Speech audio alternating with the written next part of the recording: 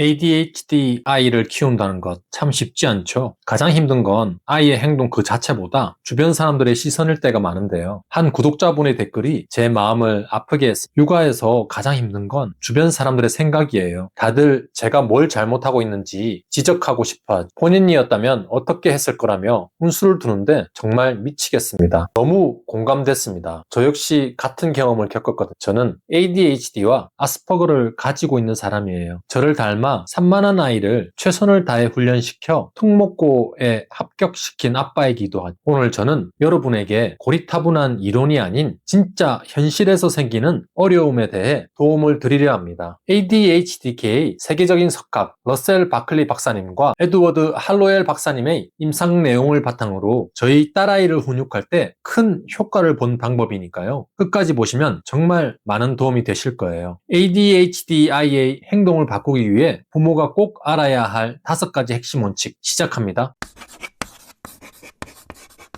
첫 번째, 감정 조절 능력은 실행 기능의 일부입니다. 이걸 꼭 기억하셔야 해요. ADHD는 실행 기능의 발달 지연이라고 러셀 바클리 박사님이 말씀하셨는데요. 보통 아이들보다 약 2, 3년 늦다고 보시면 돼요. 여러분 아이가 13살이라면 감정 조절 능력은 10살, 어쩌면 7살 수준일 수도 있어요. 한 10대 ADHD 학생이 한 말이 있는데요. ADHD 청소년으로서 이 말이 너무 공감됩니다. 저는 친구들보다 정보 처리 속도가 느리고 제 행동을 통제하는 게 정말 어려워요. 이건 아이 탓이 아닙니다. 두뇌의 구조적 다름이죠. 우리는 아이의 생물학적 나이가 아니라 집행 기능 나이에 맞춰서 기대치를 낮추고 눈높이를 맞춰야 합니다. 이때 부모가 꼭 해야 하는 행동은 정서적 평정심을 보여주는 겁니다. 속으로는 천불이 나더라도 겉으로는 평온한 모습을 보여주셔야 해요. 부모가 같이 흥분하면 아이는 부모의 감정을 그대로 흡수해서 더 흥분합니다. 그리고 아이에게 미안해 라는 말을 강제로 시키지 마세요. 진심이 아니라서 효과가 없습니다. 말 실수를 했다면 잠깐 쉬었다가 준비되면 다른 단어로 다시 말해볼까? 라고 기회를 주고, 동생을 때렸다면 사과 대신 동생 방 청소를 돕게 하는 행동으로 책임을 지게 하세요. 말로만 하는 사과보다 훨씬 효과가 큽니다.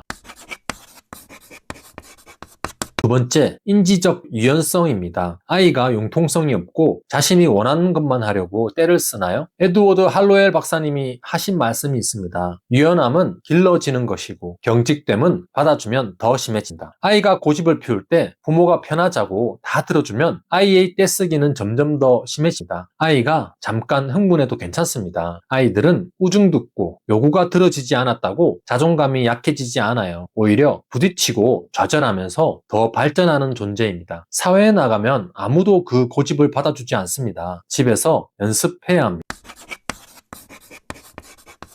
세 번째, 부정적인 관심은 긍정적인 관심보다 얻기 쉽습니다. ADHD 뇌는 새로움과 자극을 쫓습니다. 아이가 얌전히 있을 때는 쳐다도 안 보다가 소리를 지르고 물건을 던지면 엄마가 달려가나요? 그럼 아이는 깨닫습니다. 아, 내가 난동을 부려야 엄마가 나를 봐주는구나. 아이 스스로 감정을 진정시키지 못하는 게 아닙니다. 엄마의 관심을 끌기 위해 그러는 겁니다. 이제부터는 반대로 하세요. 나쁜 행동을 할 때는 철저한 무관심으로, 착한 행동을 할 때는 구체적이고 즉각적인 칭찬을 해주세요.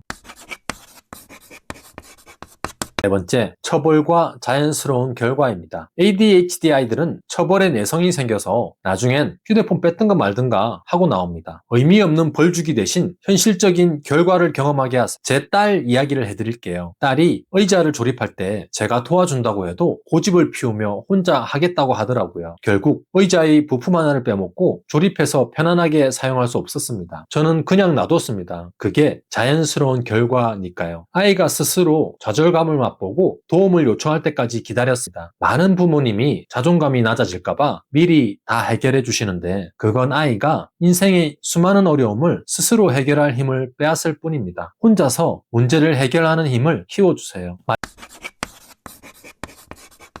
마지막 5번째, 이게 제일 중요합니다. 부모의 과도한 보호는 아이를 망칩니다. 아이가 기뻐하는 모습을 보기 위해 매번 좋아하는 반찬만 챙겨주셨나요? 한 구독자분이 세상에 아이가 안 먹는다고 매번 다른 반찬을 따로 챙겨줬던 게 제 이야기네요 라며 놀라셨는데요. 또 다른 분은 형제 간의 평화를 위해 동생 편만 들어줬는데 그게 오히려 문제를 키웠다는 걸 이제야 깨닫습니다 라고 말씀하셨어요. 여러분은 아이를 사랑하고 가정의 평화를 위해서 그러셨겠죠. 하지만 그 배려가 아이를 집안의 왕으로 만듦으로써 세상에서는 낙오자가 되고 있었습니다. 지금이라도 멈춰야 합니다.